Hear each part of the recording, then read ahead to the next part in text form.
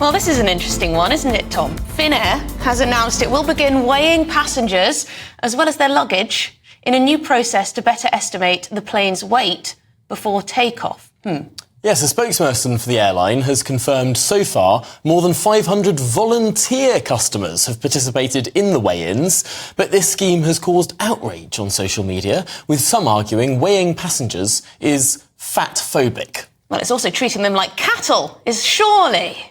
Well, let's debate this now. Joining us is the travel and aviation analyst Sally Gethin, who believes this simply comes down to hard economics, and the journalist and podcaster Yvette Caster, who thinks this is appalling and discriminatory. Yvette, let's start with you. Why is it discriminatory? Surely we weigh luggage. Why not people?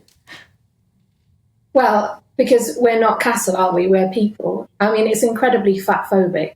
I'm a travel journalist, among other things. And when I go away, whether it's on a trip or on holiday, I want to have a good time. I want to have fun. The first thing I want to be faced with is not a scale and my weight. I mean, I can't think of anything worse, as a start to a holiday. What are they even thinking? It sounds horrendous.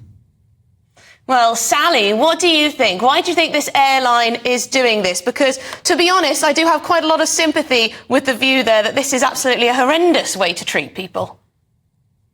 Yes, it's really gone from flight shaming when people were discouraged from boarding a flight in the first place due to climate change. And now we're going the full gamut towards fat shaming.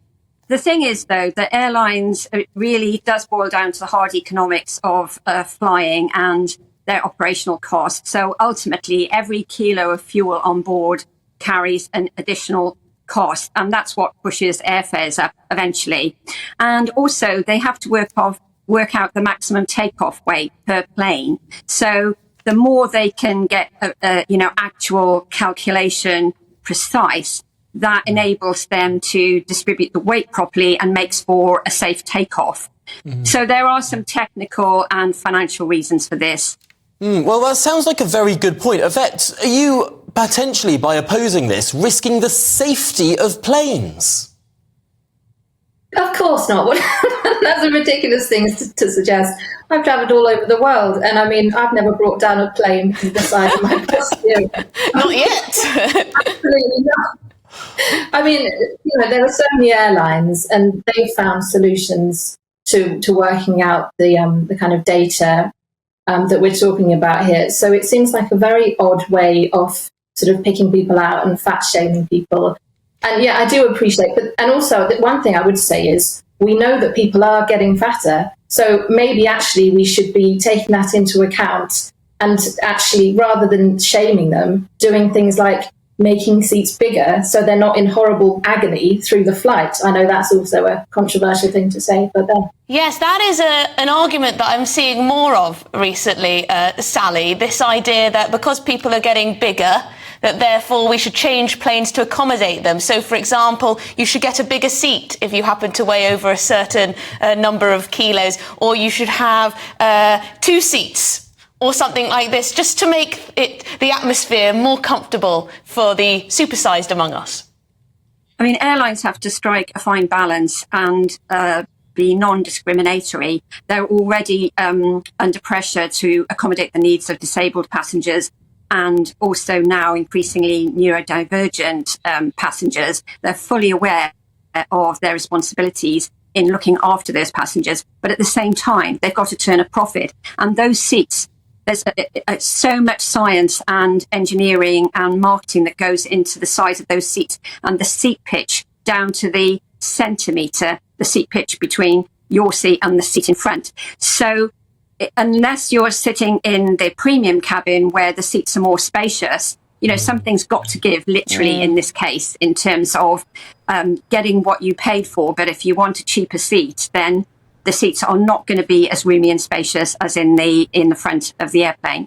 Yvette, isn't this just simply you get what you pay for? If I want a luxurious, spacious seat, I'll pay more for a premium economy or even a more expensive seat. But if you're paying for a cheapo flight, you're going to be a bit squished.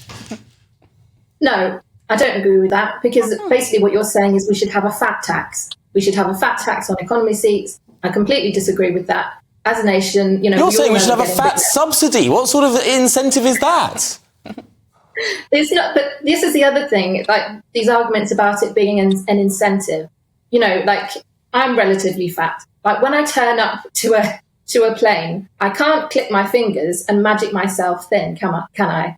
I would hope that I'm traveling with an airline that has my well-being in mind. Yvette, though, you know, sorry to interrupt you, and I don't mean to sound harsh here, but is it a bit narcissistic, perhaps, to expect everyone else to mould their service to your weight or one's weight? Well, if it was just me, I would agree with you. If it was just me walking around, I'm about a size 20. If it was just me, if I was the only size 20 woman in England, absolutely fair enough. I wouldn't ask for special treatment. But that's not the fact. I think the average woman is, I think, still about a size 16, maybe an 18. And so, you know, we should be actually accommodating people. And that's not saying, oh, well, you know, don't keep trying to work towards a healthy body weight if that's what you're doing. But the fact is we can't sort of instantly lose weight healthily, can we? And I think, you know, we shouldn't be forcing fat people onto planes and then making them sit in really uncomfortable seats for like 10 hours at a time with horrible, you know, armrests jabbing into their skin. I think it's sort of borderline torture, to be honest. Well, Yvette and Sally, I'm so sorry to say we have run out of time now. I think we could have spoken about this for lots longer, but thank you so much to you both for putting across your views. Sally Gethin, of course, who believed it came down to hard economics, and Yvette Caster, who thinks that it's appalling, fatphobic and discriminatory. Very interesting, though, isn't it? Because perhaps there will be an airline that is catered solely to people who are carrying a bit of excess weight, and then that can be, you know, a great capitalist success story that people get what they want. But you can't expect a budget airline to move things around just for you, can you? I think Finnair's not going far enough. Yeah, well, it is voluntary, this scheme. They should make it mandatory. You're mean, though.